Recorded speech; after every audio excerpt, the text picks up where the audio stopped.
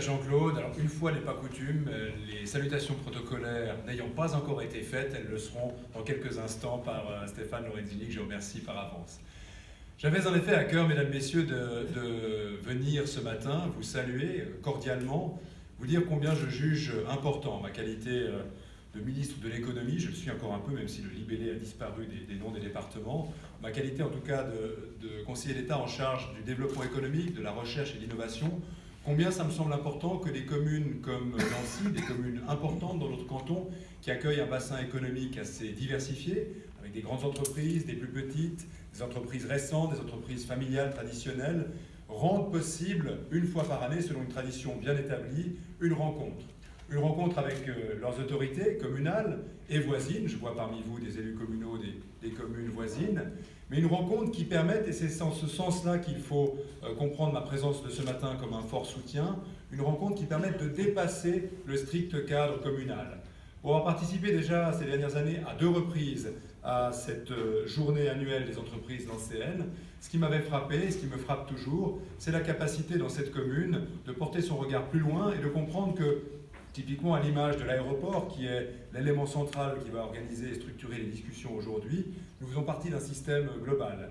Les communes y contribuent, les entreprises qui ont leur ancrage local aussi, mais que finalement, sans l'aéroport, sans doute n'aurait-on pas à Nancy un certain nombre d'entreprises multinationales qui sont bien ancrées dans le territoire communal, et sans doute n'aurait-on pas non plus une série d'entreprises bien locales, plus petites en termes d'importance, mais qui profitent évidemment immédiatement également de la présence de ces grandes entreprises multinationales.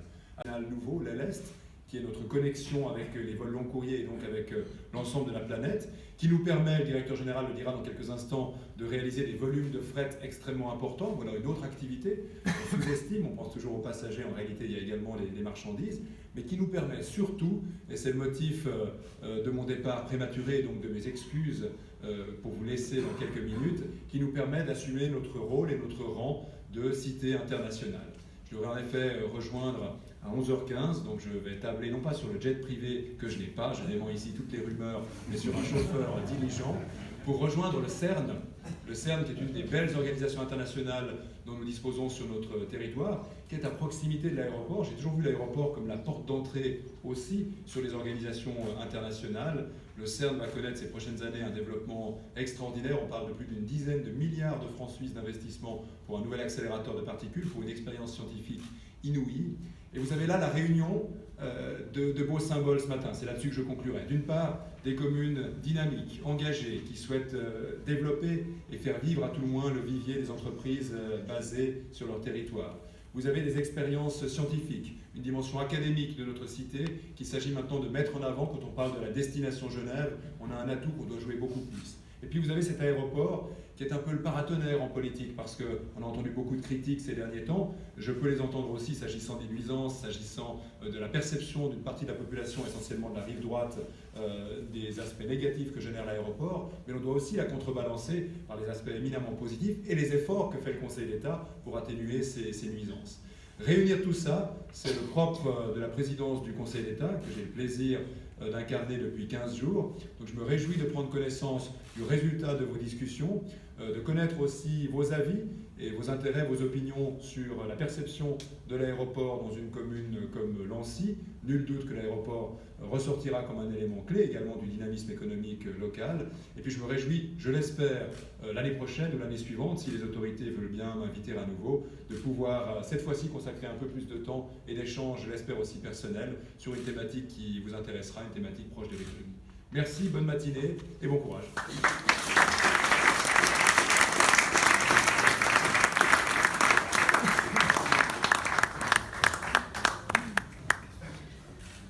Un grand merci à Pierre Maudet, président du Conseil d'État, pour ses propos et surtout d'avoir, comme il l'a dit, maintenu sa présence malgré un agenda qui, comme vous l'imaginez, après 2 semaines de prise de fonction, doit être juste difficile à regarder le matin en se levant. Madame la...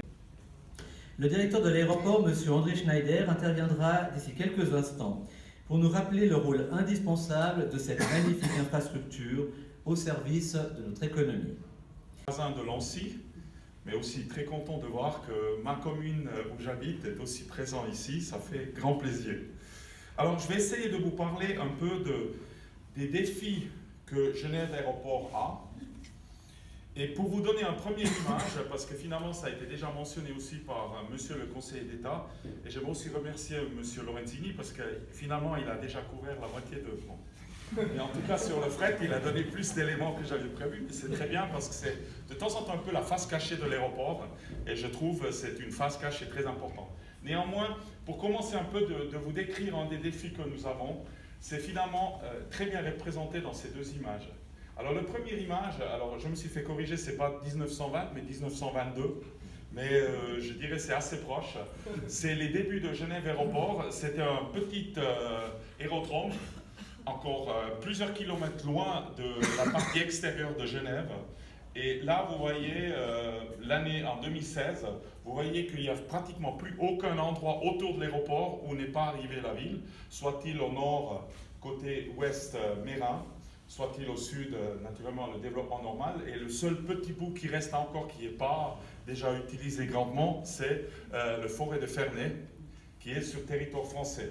Et je vais y revenir, un de nos grands défis est naturellement comment se développer avec une certaine croissance dans ce territoire qui est par définition délimité, et que de ce fait-là, comment envisager un futur.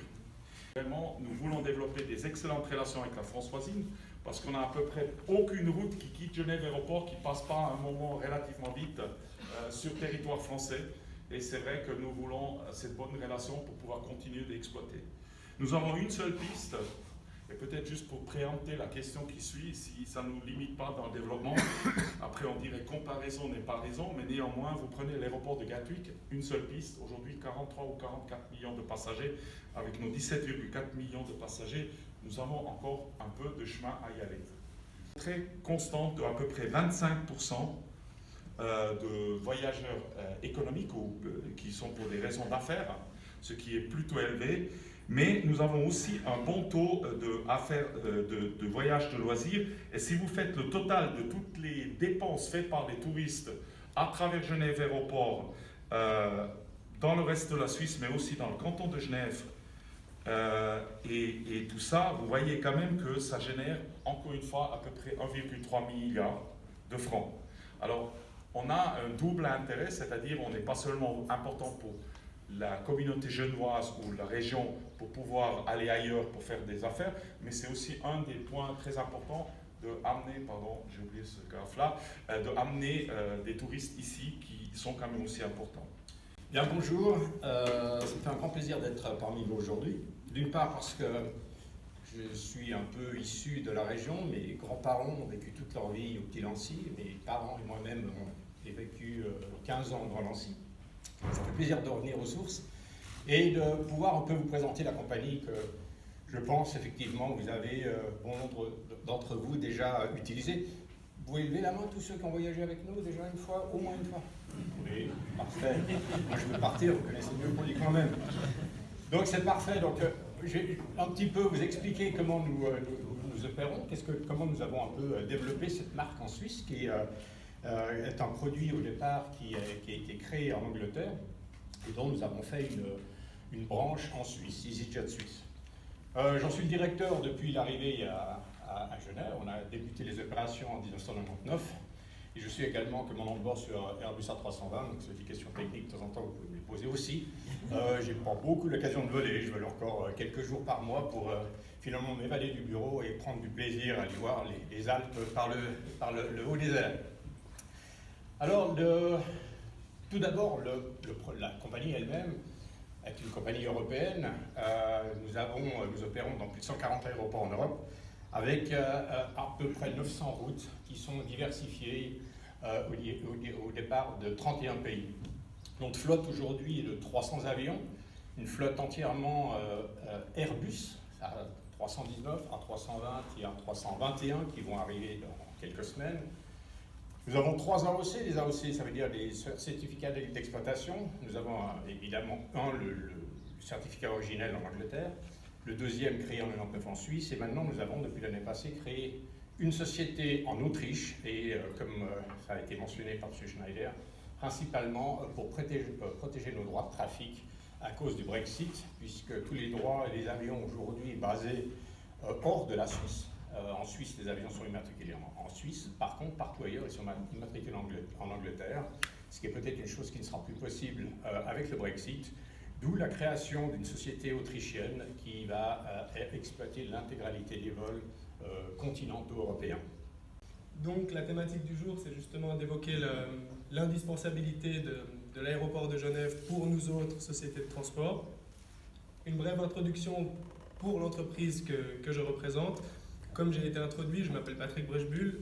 J'ai la chance d'être représentant et responsable commercial de cette entreprise qui a été créée en 1959. C'est une entreprise genevoise aux mains de dirigeants genevois. Nous avons la chance d'être basés à Genève et à Zurich Aéroport en l'occurrence. Nous sommes que, entre guillemets, 35 employés, ce qui peut être pour certains grands groupes une faiblesse. Nous, on s'efforce de transformer ça en force pour être encore plus proche de nos clients. Donc, bref récapitulatif de l'historique de l'aéroport, avec des dates qui ont déjà été évoquées par M. Schneider, donc je ne vais pas m'attarder dessus pour éviter de rendre cette présentation trop rébarbative ou soporifique. Une des dates qui est très importante pour nous, en réalité, c'est le 1956 avec l'extension de la piste à 4 km, parce que qui dit piste plus grande dit logiquement l'intervention et l'atterrissage et décollage d'avions plus grands, et donc vraiment, entre guillemets, l'explosion de tout ce qui est fret aérien pour entreprises de transport. Malgré le fait que ça avait déjà été... Je ne sais pas si ma question est claire. D'accord, merci. Je vais essayer de répondre après. Vous pouvez juger si ma réponse était assez claire. Alors, je dirais, on met en avant d'être un aéroport régional parce qu'en grande différence à Zurich, nous sommes un aéroport point à point.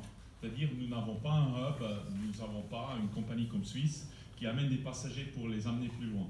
De ce fait-là, nous sommes d'abord en grande priorité orientés vers l'Europe, des vols d'Europe, qui consiste une grande partie de notre réseau, mais aussi nous voulons développer, et ça c'est une tâche, des lignes directes pour les vols intercontinentaux.